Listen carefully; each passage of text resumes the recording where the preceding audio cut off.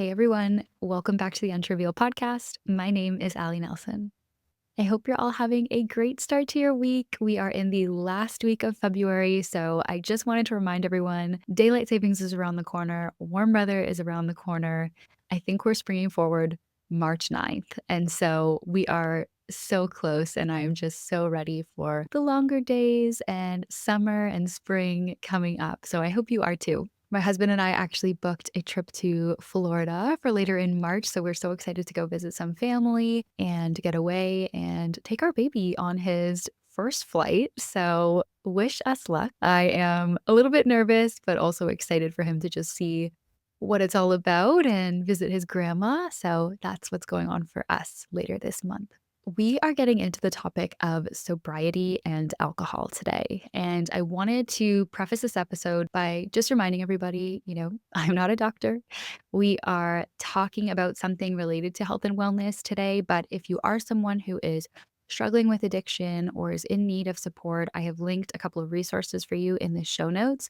And just please take care of yourselves and reach out to a professional near you. My guest today is Stevie Barker. Stevie is a health and fitness content creator who shares the unfiltered truth about her journey giving up alcohol for good. As someone who, in the past, embraced a lifestyle fueled by weekend binge drinking to alleviate anxiety and find confidence, Stevie is now sharing all the wonderful outcomes that have come from a life exploring sobriety. Today, we discuss Stevie's experience binge drinking and partying in her teens and early 20s, her sobriety journey, questions to reflect on your personal relationship with alcohol, where to start if you're sober curious, and so much more. This is definitely more of a personal journey podcast episode rather than, the science behind alcohol and what it does to your brain type of thing. I think that's also really interesting and maybe something I would explore with a doctor in the future on the show. But today really is just real talk about a 20-something girl navigating her 20s and the party and kind of social aspects of life and choosing wellness at the end of the day.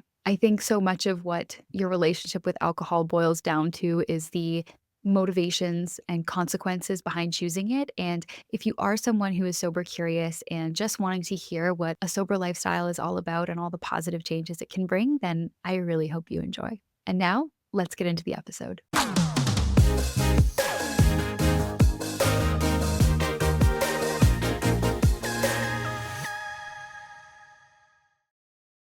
Stevie Barker, welcome to the Untrivial podcast. How are you today? I'm so good. Thank you so much for having me. Well, thank you so much for coming on the show. I'm really, really excited to talk to you. You are someone I've been following for quite some time. You are a fitness influencer and content creator, but you also talk a lot about the sobriety space and, addressing people who might be sober curious as well. So I'm really, really excited to talk to you about your relationship with alcohol, how that's evolved over time, and what people can kind of do to reflect and think a little bit more about their relationship with alcohol as well. Yeah, absolutely. Yeah. So for those who don't know you, what is your background? What's your story? Your handle on Instagram used to be Sobriety over Society, and it was kind of your main niche. Obviously, you've expanded out now more to Stevie Barker Health, but let's hear a little bit of your background. Yeah, of course. Well, like you said, it was very focused on sobriety. I got sober in the beginning of the pandemic, which was to many a shock because some people kind of went the other direction. Yeah. So I really just wanted to document my journey into sobriety because it was very new for me. And then as I kept going with it, I realized I really needed to fill the time because I didn't realize actually how much time I would be getting back now that I wasn't drinking. So I paired that with fitness. And then 4.5 years later, I transitioned from Sobriety over Society to Stevie Barker Health and just started documenting all that.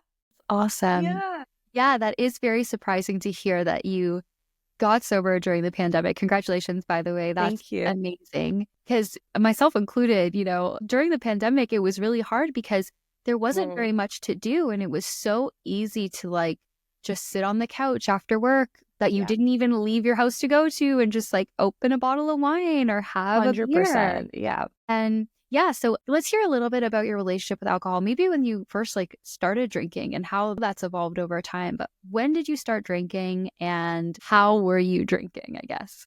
Yeah, it's a loaded question, but happy to answer it. I started drinking, which honestly sounds wild, but around 14, 15 years old. You'd go to the parks with your girlfriend, you'd try. I remember it was like probably a 2 liters of growers that we got from some person waiting outside of a liquor store. Like, oh my gosh, like just thinking back to those moments. So I definitely started very young, and then it just kind of became a part of me. I guess you could say like it was, you're still developing and I never got that access to confidence naturally. So I really got that through alcohol. And yeah, that's kind of what my life revolved around. It was in high school, continued into university. I just found myself kind of questioning what was this doing for me? It did take a while for me to finally stop drinking, but it really was just a lot of self reflection. And I don't feel like your story is super unique, right? I think a lot of people start drinking when they're Oh, pretty young. absolutely. Like Yeah. I was probably around the same age, like early high school. And, Mhm.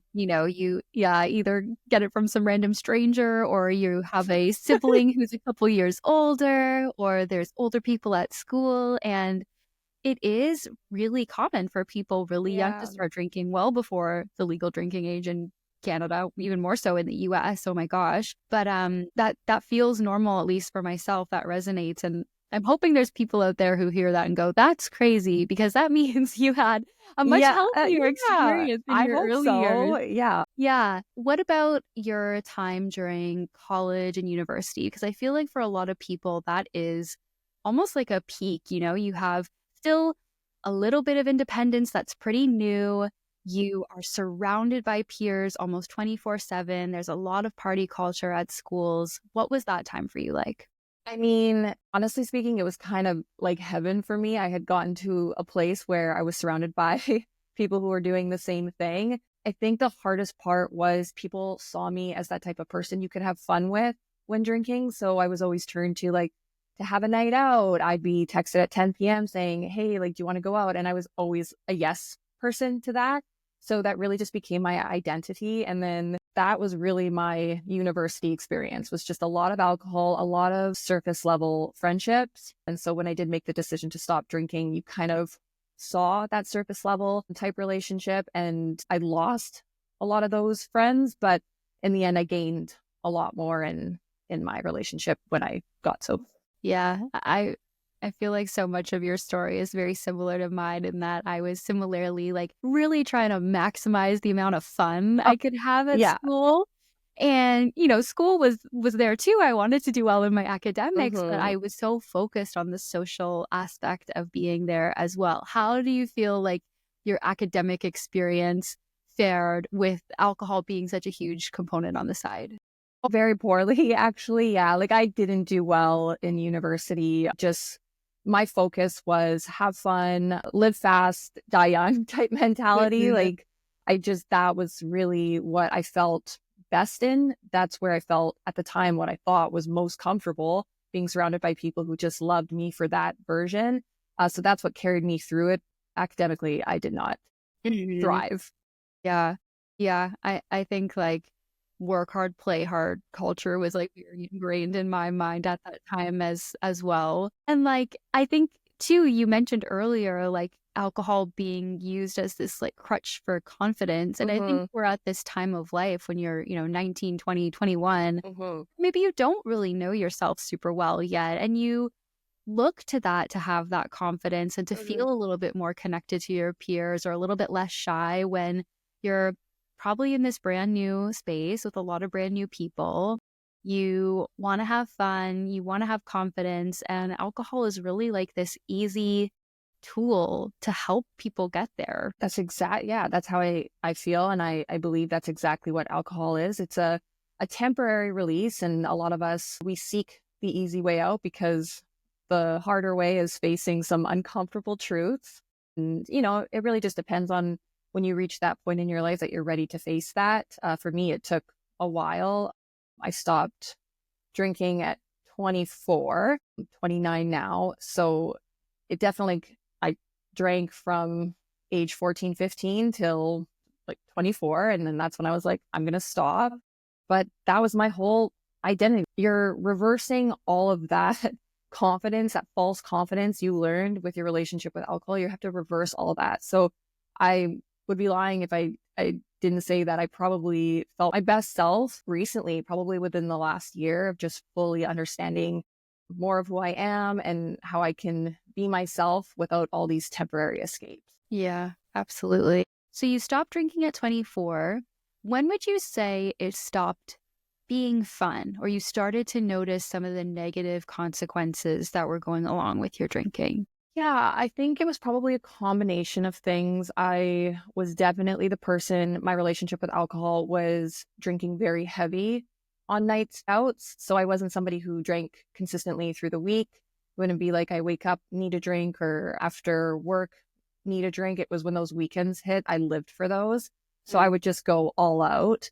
And then, of course, going out Friday, Saturday night and drinking copious amounts of alcohol. I'm recovering, especially as I got older, Sunday through to Tuesday. And then Wednesday, I'm slowly starting to feel myself again. And then I'm just looking forward to the weekend. So when it stopped being fun was probably when I could no longer manage that lifestyle.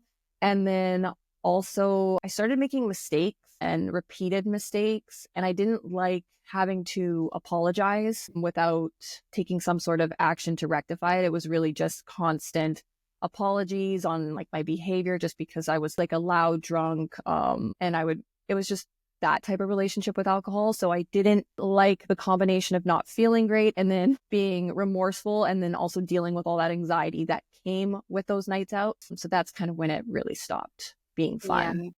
Yeah. And I think that's really common too, like, Yeah. especially with binge drinking and binge drinking culture. And I think a lot of people feel the same way. You want to almost be like productive during the week and feel like a Yeah. normal person. And then Friday, Saturday is your time to let loose and see all your Yep. friends and go to the bars. And it makes sense that alcohol at that point, if you're not severely addicted, is like Mhm.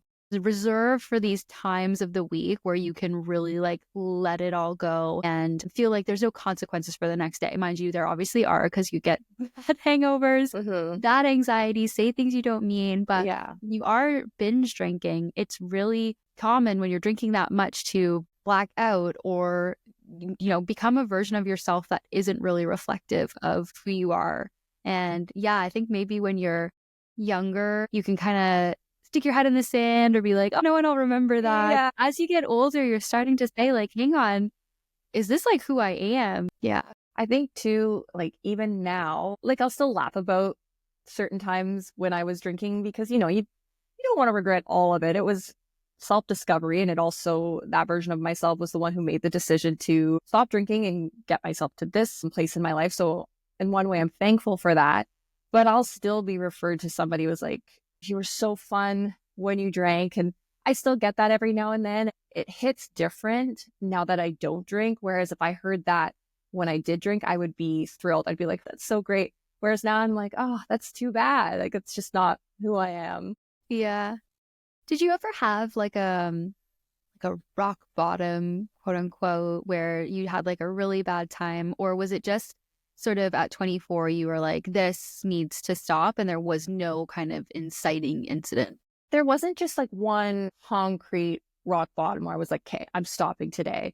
I'm sure it was reflecting back on when I did make the decision to stop drinking, just looking back at some of the things that happened, being like, this can't go on anymore. So it was probably a combination of things that led to that decision, but I never was just thinking back to one thing. It was like, yeah, that's it. Yeah.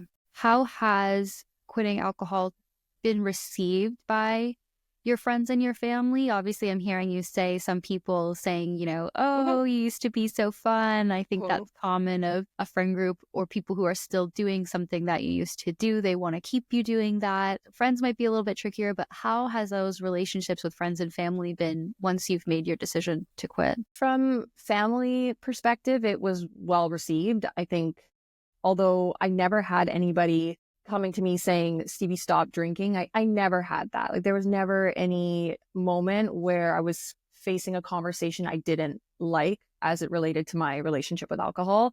But I think when I made the decision to stop drinking, it was well received. And I think deep down, some people were probably like, yeah, that's a good idea. You should probably take a break or stop.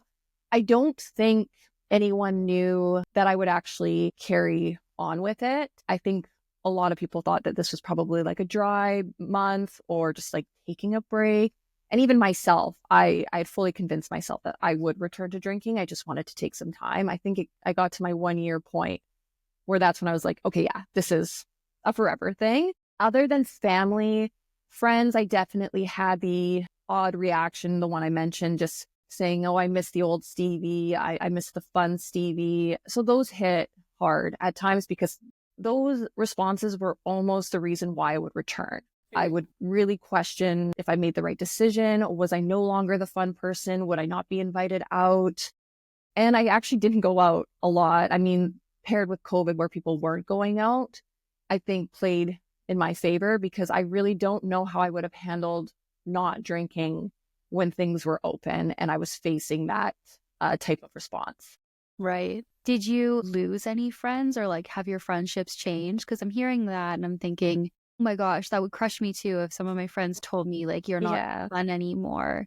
And I think if someone's listening and they want to keep feeling like they're a fun, good Yeah. friend and they want to keep those friendships, like how did you navigate that? And how did your relationship with people who said those types of comments to you evolve or change, if at all? I think I had not yet discovered that confidence in myself to say in the moment, "Oh, I don't really appreciate that. I'd rather you not say that, or I'm working really hard on this part of my life. Please be respectful." So I really kept a lot of things in.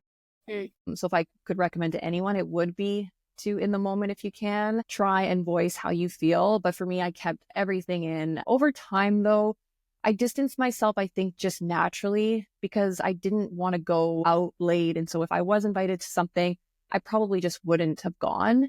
But I will say with that, eventually you do need to get yourself back out there. Like you do need to reintegrate yourself into society and you do need to go out. You do need to meet people. It's only when you feel ready to do so.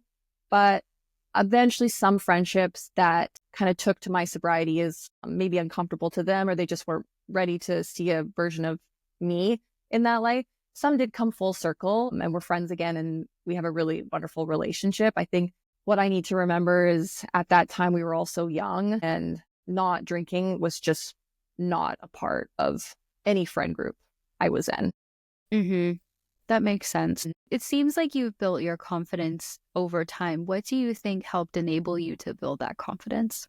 Lots of honesty, which is something I'm really just coming to terms with now, but reflecting, I had to be honest with myself. So things that I didn't want to do, being honest, the fact that I didn't want to do them. Like if I didn't want to go out, I would have to put aside, the fear of missing out, FOMO. I would have to prioritize myself and say, I don't want to do that. And that's okay. When people would say comments I didn't like, just being honest with myself and saying, I don't like that comment, even if it was internally, and then distancing myself from that person. So I really think honesty is what led me to be the most confident because the more I made decisions in pursuit of a better me, it just leveled up that confidence. And that I really believe honesty is the foundation for success in anything we do. So that to me is what brought me to where I am now. I love that. And it's hard with those comments too, because sometimes you might just feel like that person is uncomfortable with the decision you're making, not because they don't like the decision you're making, but it almost might make Yeah. them question or Mm-hmm. evaluate their relationship with alcohol, or like they Mm-hmm. don't want to drink alone. And so Mm-hmm. if you're not drinking now, they feel weird. And it's a Yeah, little bit more about themselves sometimes than it is about you. absolutely. You mentioned FOMO. Have you felt like you did miss out on anything since quitting, or like what is different and also what's improved? Like obviously there's FOMO, but what have you gained as well? Yeah, no, that's actually a great question. Something like I've touched on too, well, just through Stevie Barker Health is when we think to ourselves, what are we willing to lose in order to gain? So with everything that I've lost, I've gained something in return. So in terms of FOMO, I'm human. I've definitely experienced many levels of that, but I always try and ask myself, okay, and like you had just asked, what am I gaining in saying no to something that I know isn't in pursuit of this version of myself I'm really striving for. It's the mornings, it's the days that come after saying no that really makes me feel like I'm actually not missing out. So I always like to say, you prioritize your Friday and your Saturday nights, or you prioritize your Saturday and Sunday mornings. And so that's the shift I made that kind of helps me deal with that FOMO is, okay, maybe I'll say no. I actually just did to a girlfriend inviting me out for like an 8:30 p.m. dinner. There's nothing wrong with that. It's just I had to, one, be honest with myself and say, okay, can I actually go to that dinner? I'm going to be exhausted. And also Saturday morning, I had a class I was really interested in doing and trying for the first time. So it's just shifting that mindset, shifting the priority to that Saturday morning. Have you changed the way you socialize with your friends? Because I also think it's like we're talking a lot about alcohol and connecting around alcohol, but there's also brunches and walks and coffees and all these different ways, Yeah. activities, rock climbing, like whatever you're into. Has it changed the way that you socialize with friends or seek to connect with your friends? Yeah. So something I've noticed about living in Toronto, obviously there's lots to do. And so when I meet new people and how I've been meeting new people is through these incredible activities during the day that maybe I didn't have in Vancouver. It was really having I went to this sauna cold plunge during the day. So yeah, the hangouts really do change. I also think it's the energy you put out and what you're attracting. And so I think the type of new friends I'm attracting right now are allowing for those great activities. And then in terms of friends from my past, I think it's just understanding what we both enjoy. So if I have a friend that enjoys going to a bar, every now and then I'll make an exception and I'll go because that's something they like. But for me, I would expect the same in return. And so it's just about that communication piece and saying, okay, what do you want to do versus what do I want to do? And then finding that healthy balance. But I did receive a really nice compliment from an old friend who just mentioned that anytime that they hang out with me, it's like their own personal reset, which I appreciate because when we do hang I out, love that. it's things that I like to do, which are very health focused. And of course she drinks. So we've found that healthy balance in our relationship where I support her, she supports me, and then I'm her personal reset. That is so sweet. Yeah, it was What a actually nice really, I compliment. know, I actually really appreciate it. I was like, oh, this is really sweet.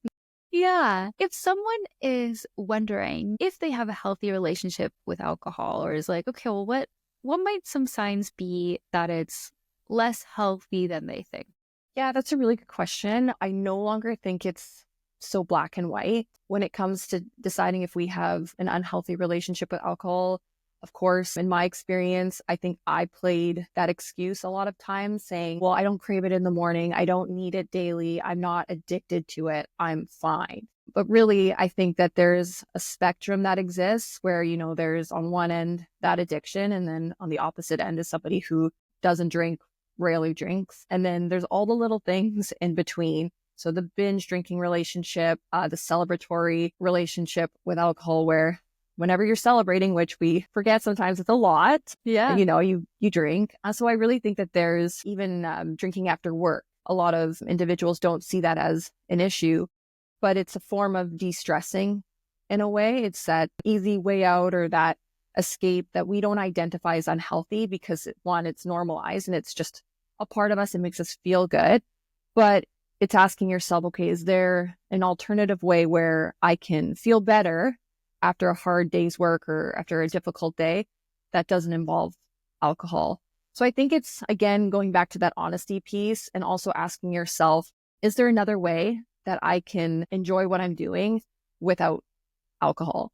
And if the answer is no, then I think that's a big indicator that you may need to reevaluate your relationship with alcohol if you're struggling to find ways to enjoy whatever the occasion without it. Yeah, that's a really good point you brought up. And just the idea of it being a coping mechanism. And we talked a little bit about that confidence, like coping to gain confidence. And now we're talking a little bit about coping with stress and it kind of taking the place of something else that you could do to kind of take the edge off or help you get to where you want to be. But yeah, I think that's a great point. Even just asking yourself, like, what am I drinking for? What's it doing for me? Is it to celebrate? If so, why? Is it to de-stress? If so, do you like that? Are you comfortable with using alcohol to de-stress? Yeah, that's such a great point. Like, what is it doing for you?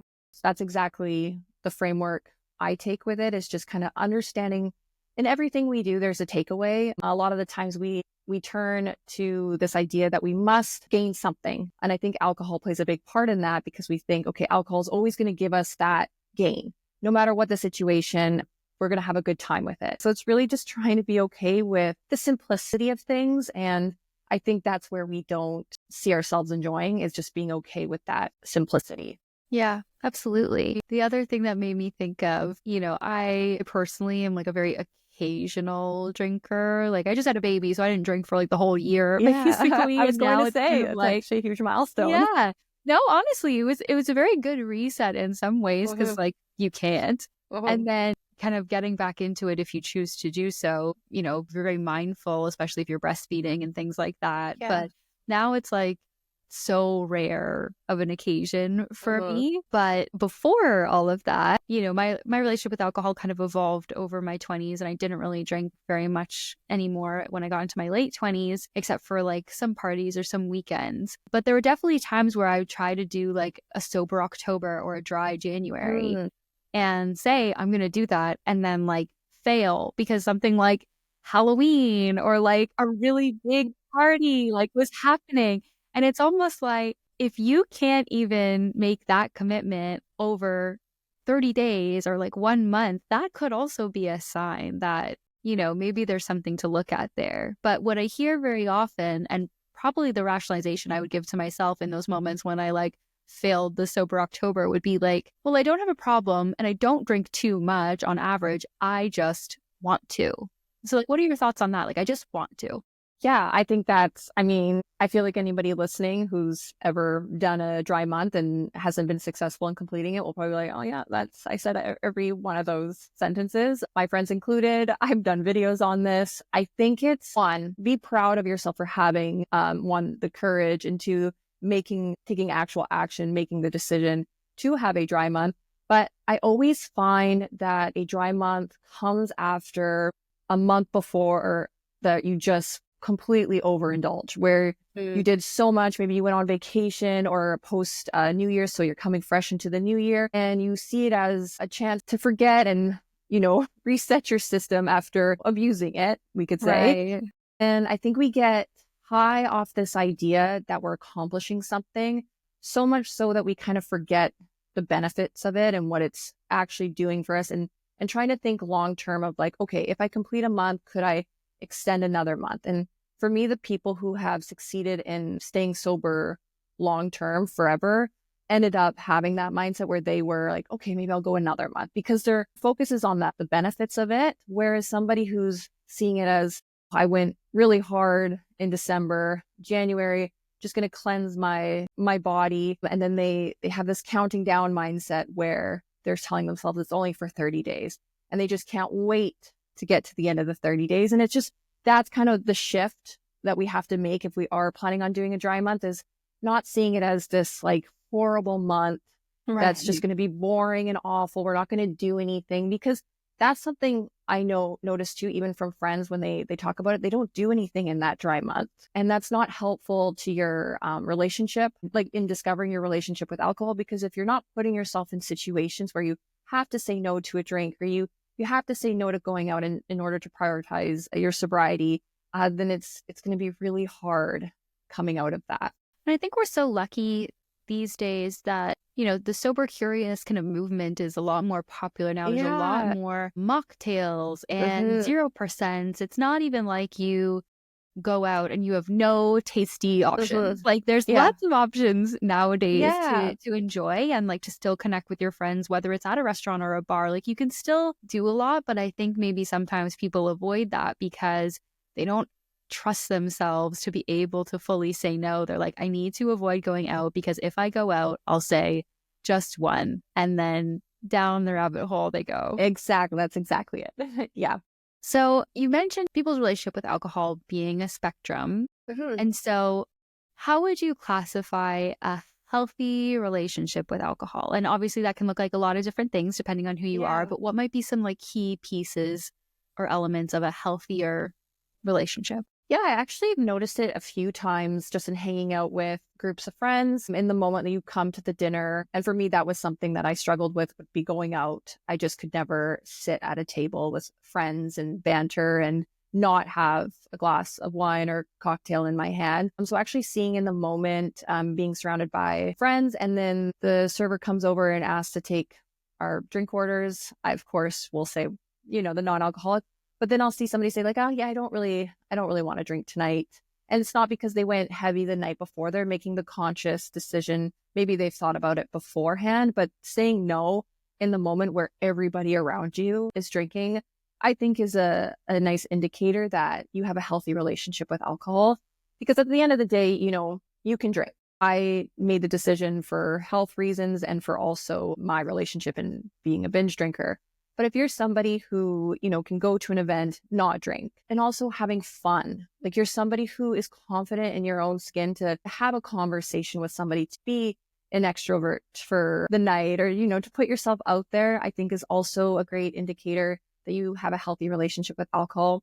I've always found, though, that the people who are those types of people, they rarely drink, or they don't drink. Mm-hmm. Yeah. Or even just like, even if you do drink, you could have one or two and stop, And that's, 100%. So you have one. That's, for me, that was impossible. Like I still, like I think to myself every now and then, I'm like, okay, if I were to go back, would I be able just to have one or two? Or I look at, maybe during the summertime, a group of people on the patio, all just kind of enjoying a nice cocktail. And I like think to myself like, oh, that looks nice. But then I also think to myself, well, that was never me. I was never the person to have one or two. So yes, you're right. I think that's a great indicator. You have one and you're like, yeah, I'm good. I have two. Yeah, I'm good. Yeah.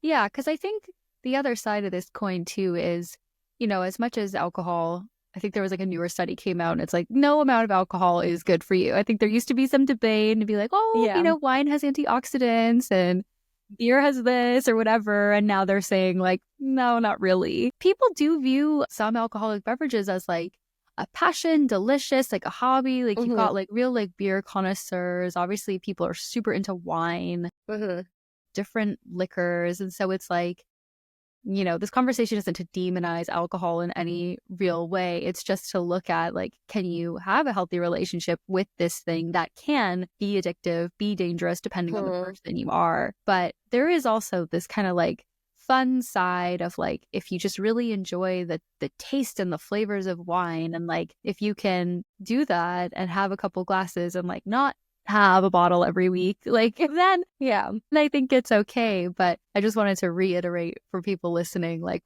I don't think you and I think alcohol is like should be banned. It's like you just need to be mindful about your specific relationship with it. Yeah, again, it all comes back to that honesty piece. Like if you're able to admit that like you like having a couple glasses of wine at dinner, but at the same time, you show up to your workout class, or you're not, the decision to drink doesn't trump all your other decisions to do things that are, perhaps deemed more healthy. I think at the end of the day, I'm always a big fan of to each their own.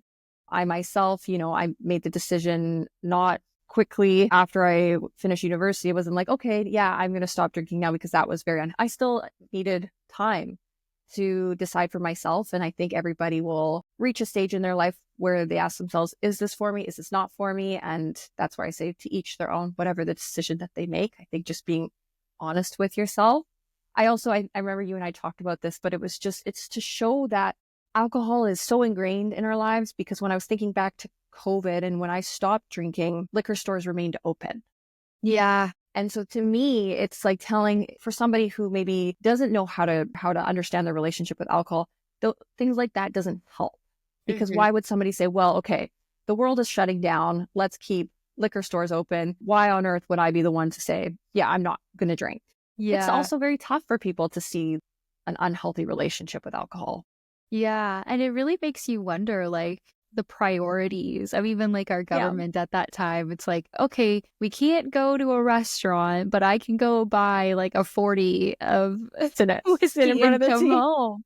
Yeah. And like obviously being mindful that some people have severe addictions to alcohol. And I think alcohol is the one drug where if you don't detox the right way, you can actually die. Like whereas other drugs, I don't think you can actually die, but alcohol you can. It's really bad. And so like obviously understanding if people are in the throes of like a really bad addiction, there needs to be some understanding that like it's almost like self-medicating for a lot of people who genuinely at that point need it if they aren't in the safety of like a rehabilitation center. But yeah, we've talked a little bit about the signs you have a good relationship, and we've been kind of sprinkling in some signs of a negative relationship. So obviously we've talked about if you really need it as a crutch, if you can't stop after one or two mistakes, like if you're feeling a lot of Yeah. regret in the morning. Is there any other signs that you could give to people that might make them wonder, okay, are these things applicable to me in terms of, is this a negative relationship?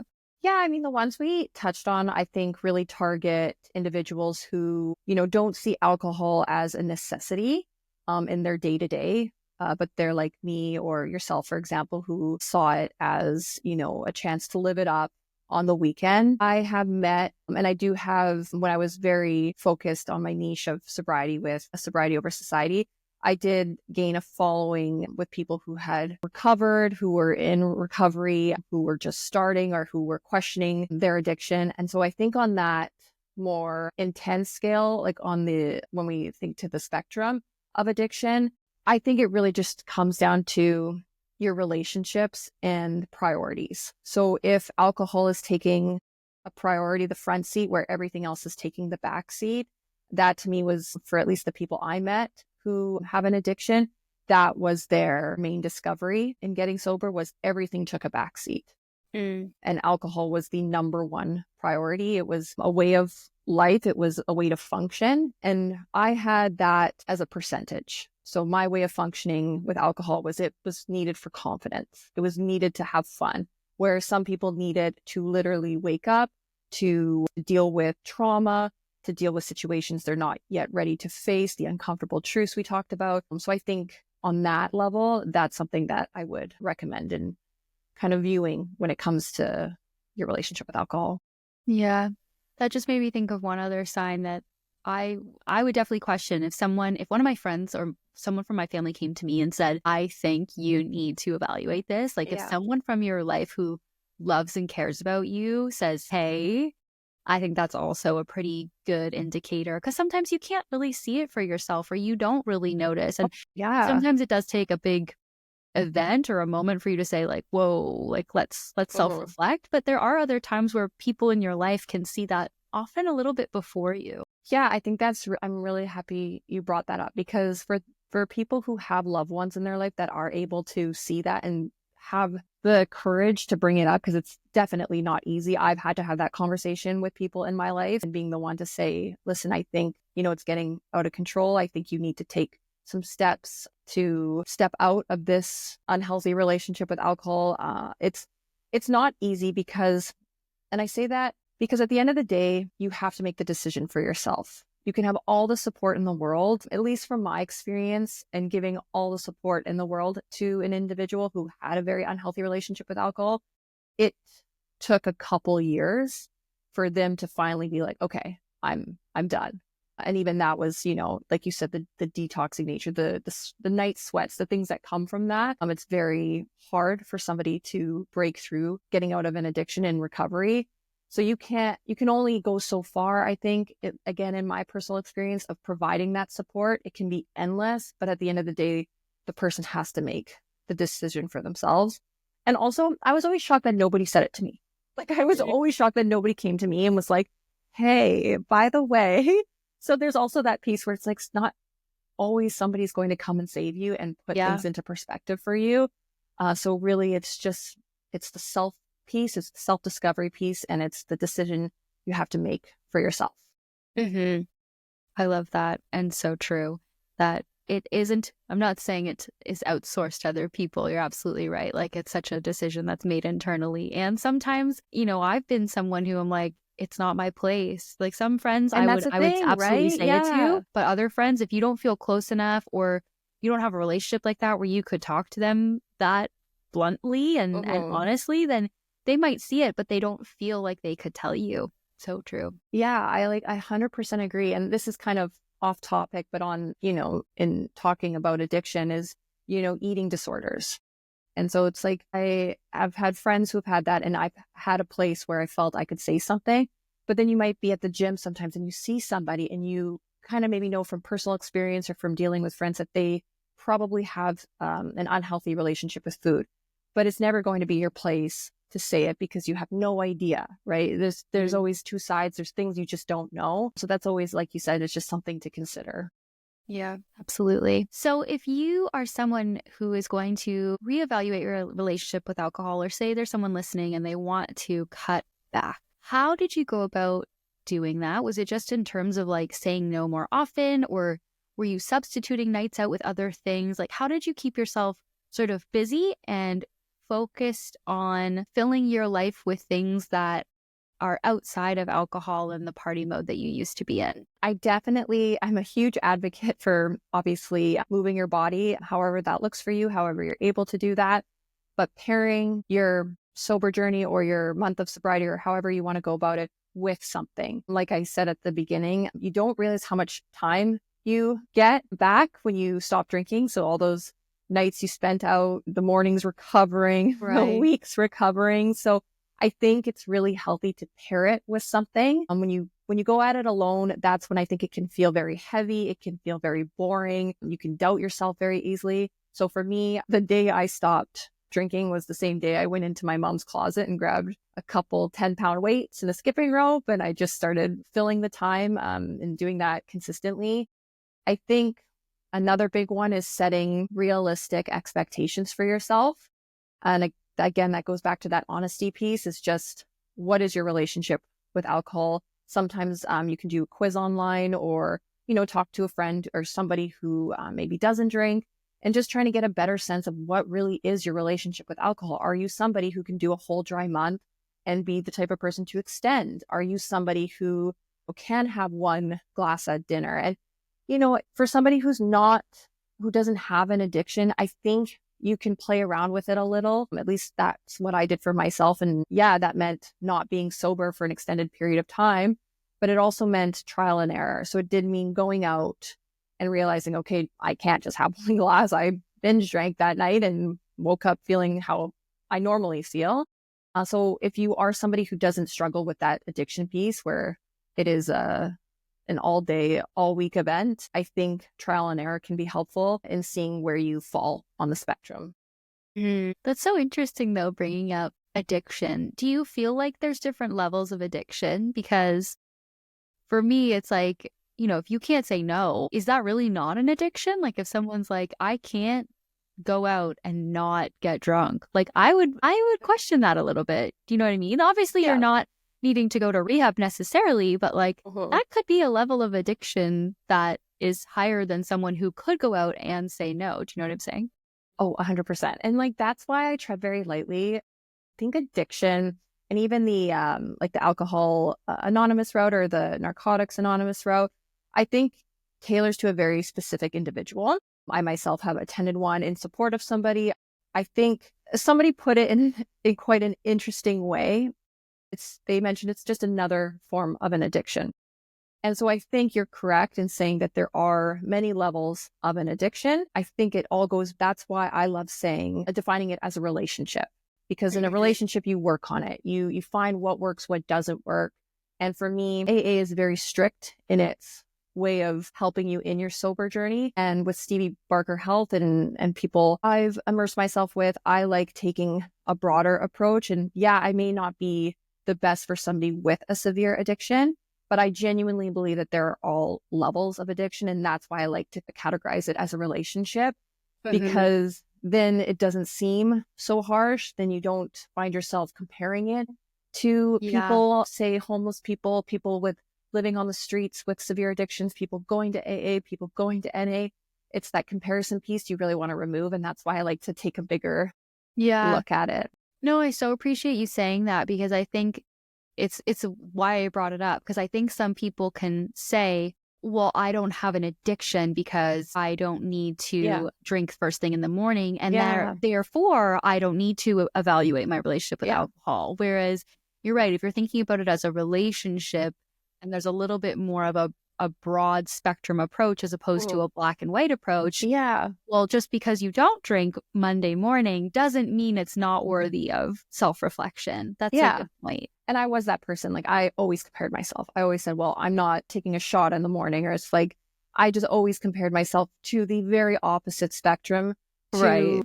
the addiction piece. And that's what stopped me for so long. Probably why it wasn't even on my radar for so long is because I was always comparing myself to people who I believed in my mind, had it worse, which is Right. also just not great. No, and I think a lot of people do that. Mhm. That's so fair. Yeah. I want to switch gears a little bit. Say you don't have an unhealthy relationship with alcohol, but your friend does, and they're looking to make those lifestyle changes. Like, what are some ways that you can support a friend going through cutting back or quitting cold turkey? Like, do you have any like do's and don'ts as a support person of someone going through that journey? Yeah. I wish I could give you some in-depth look into this from personal experience. I don't actually have a lot of friends who don't drink. A lot of my friends still drink, but they're able to maintain it in their way where I don't see it as, a flag popping up being like, "Eh, maybe I Yeah. should address this." But if I were to think just creating something and envisioning a friend that is looking to get into more of a proactive approach in no longer drinking or maybe taking a break or trying to see alternative ways of filling their time that are maybe healthier. In order to support them, I would want to know kind of what's going on in their head. Like starting it off very positive, like, "Oh, that's awesome. Like, tell me more about it." Maybe put it in a way where they're the ones telling you rather than you making assumptions, guessing for them, putting ideas in their head. I think just trying to understand a little more. Because I think with everything, we should always be open to learning. I heard this quote from a podcast and they said, "Strong beliefs loosely held." And I really admire that because it's okay to have a strong belief. Even myself, like I genuinely believe that being alcohol free provides you access to a better you, a more advanced you. But at the same time, if somebody's telling me like, "No, I don't see myself not drinking," it's not that I'm going to stand there and say, "You're making the wrong decision." I'm going to listen to them. I'm going to understand them before I make an assumption. So I think that's really the best thing.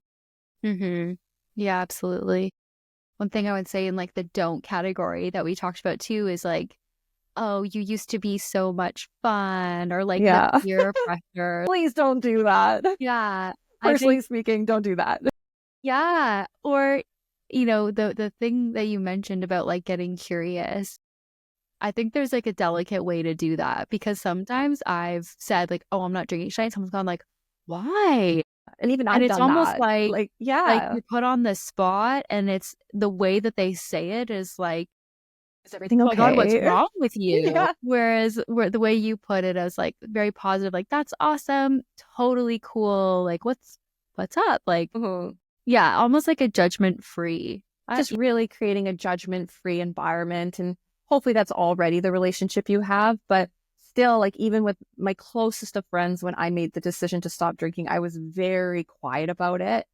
I didn't broadcast it because I was very fearful. I was seen as this person that if I had done anything against that, I would no longer be invited out. I would no longer be liked. So I think if you're already creating a judgment-free zone, I think that's spectacular. I mean, that's a great friendship to begin with.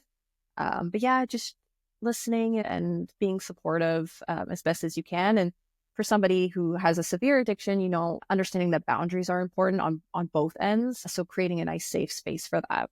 I love that. What would you say for you is the best thing about being sober? So many things. How long do you have?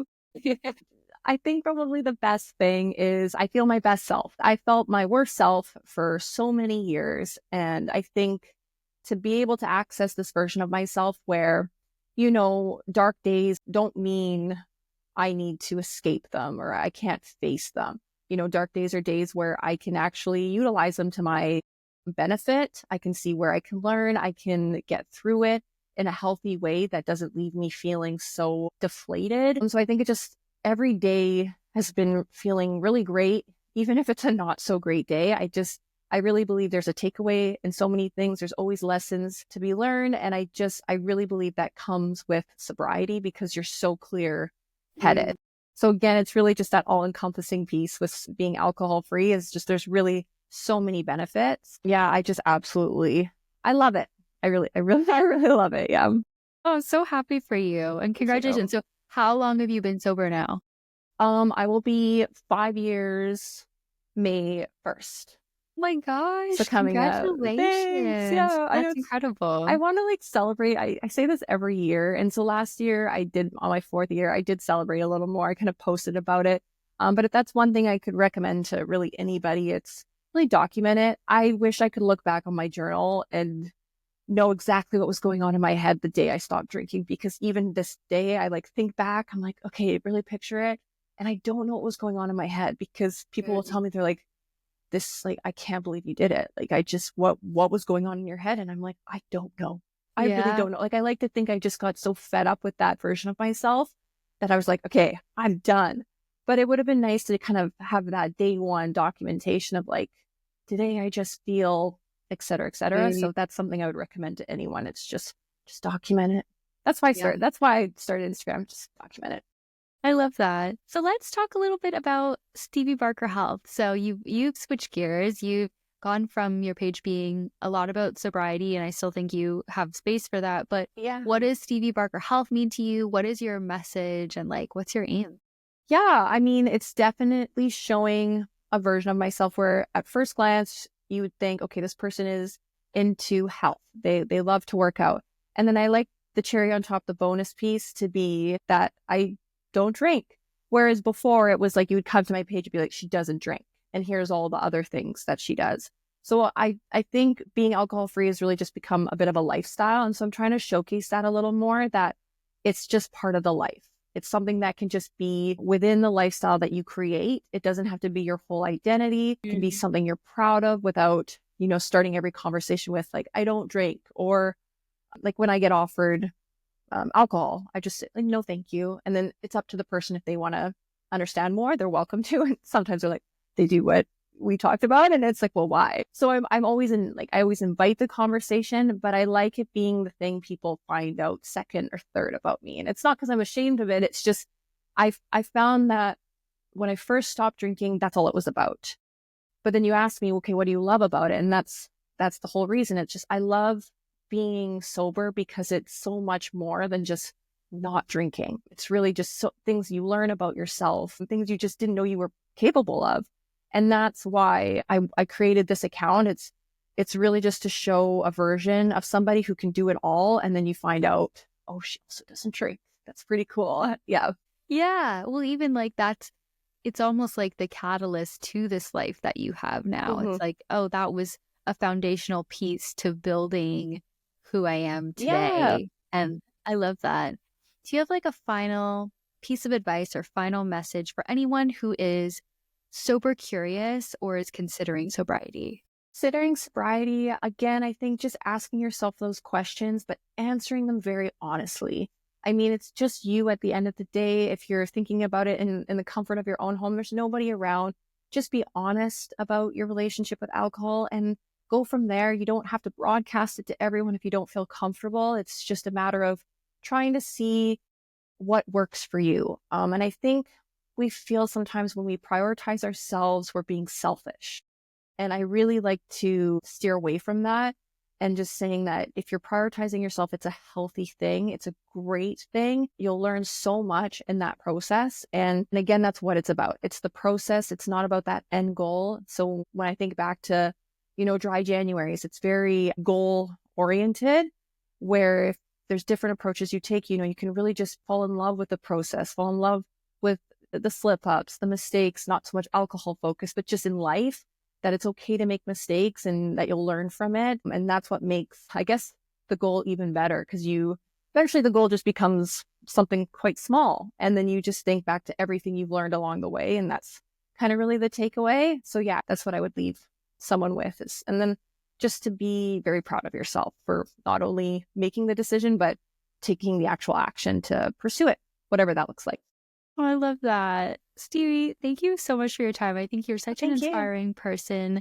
Oh, You thank you. have just built this incredible life, and you're such a beacon of just like wellness, health, at least on my feed that I can Thank see, you. and it Oh, always that's so sweet. inspires me. Where can people find out more about you and get connected? Yeah, so right now, just on Instagram, Stevie Barker Health. I'm also on TikTok just as Stevie Barker, but really I just chat on there. I kind of give daily updates. So also on TikTok. And then eventually I have some other things, other ways you can find me. But right now, come visit me on Instagram. It's probably best. Shoot me a message. I'm always happy to chat. Reach out anytime if you have any questions of fitness, wellness, sobriety related. Thank you so much for your time, Stevie. No, thank you.